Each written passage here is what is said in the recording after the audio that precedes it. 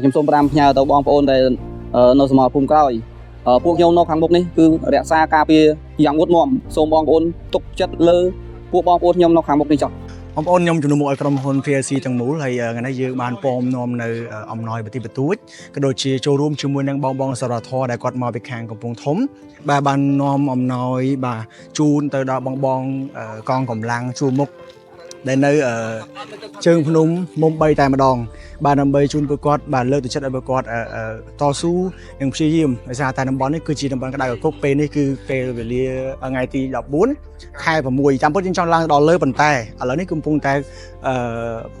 គេហៅថាជួបគ្នាដើម្បីជជែកគ្នាពាក់ព័ន្ធជាមួយនឹងភាគីទាំងសងខាងអញ្ចឹងខាងក្រោយយើងបាននាំនៅអំណោយចំនួន2ឡានផងដែរបាទពីគ្រូដាត់ឡានបាទដើម្បីយកមកជូនបងនៅខាងកងកម្លាំងដែលប្រចាំការនៅជួរមុំ3ខាងព្រះវិហារផ្សារតាមាន់បាទហើយទស្សនវិជ្ជារបស់យើងមករៀបចំរួចរាល់អស់ហើយតិចទៀតយើងនឹងត្រឡប់ទៅវិញអស់គ្នាបាទយើងមានតែប៉ុណ្្នឹងទេអរគុណច្រើនបងប្អូនជូនពរបងកងកម្លាំងទាំងអស់ឲ្យ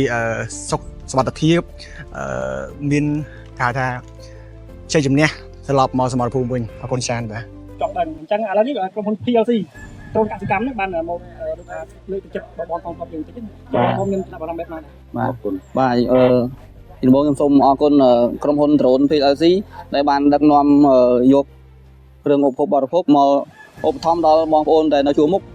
ហើយបងប្អូននៅជួរមុខសូមថ្លែងអំណរគុណយ៉ាងជ្រាលជ្រៅដល់ក្រុមហ៊ុន Drone PLC ដែលបានយកអំណោយទាំងនេះមក